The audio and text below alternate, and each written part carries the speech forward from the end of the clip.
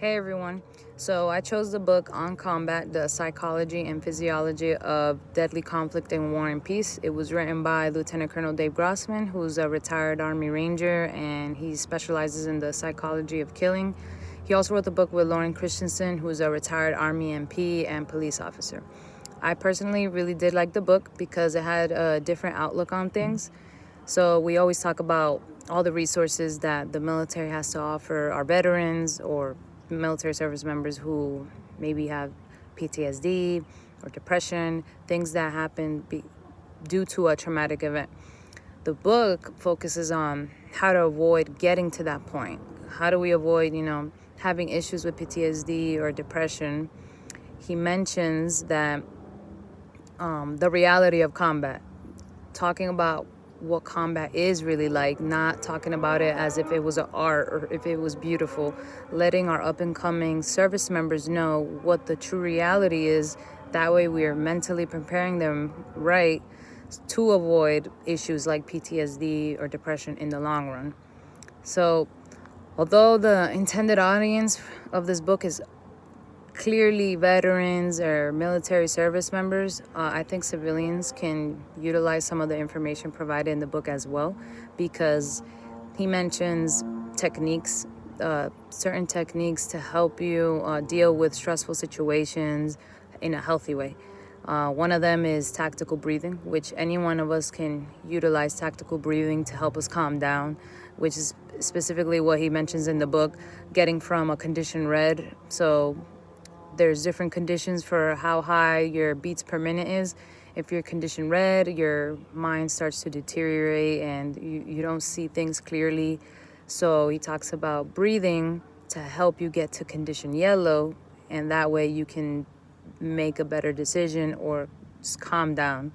All of us can utilize that one. He talks about rehearsing and acceptance, which one of the examples he used for rehearsing I found interesting was a story that was shared in his book about how this guy always dialed 411.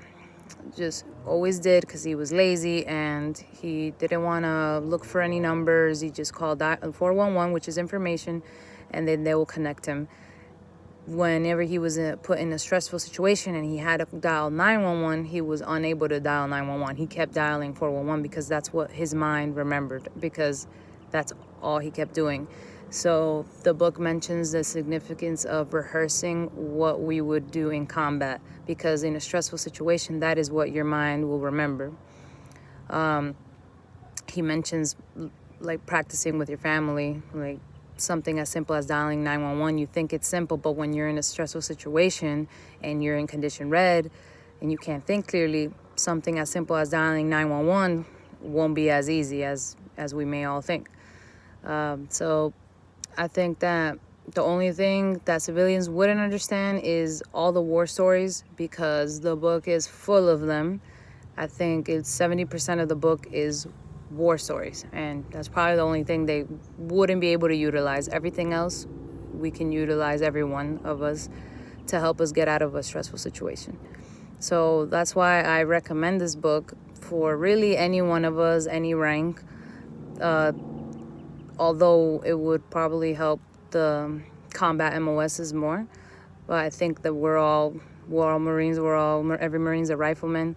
So a traumatic event is defined in this book as combat. A traumatic event could be really anything, because everybody handles trauma differently.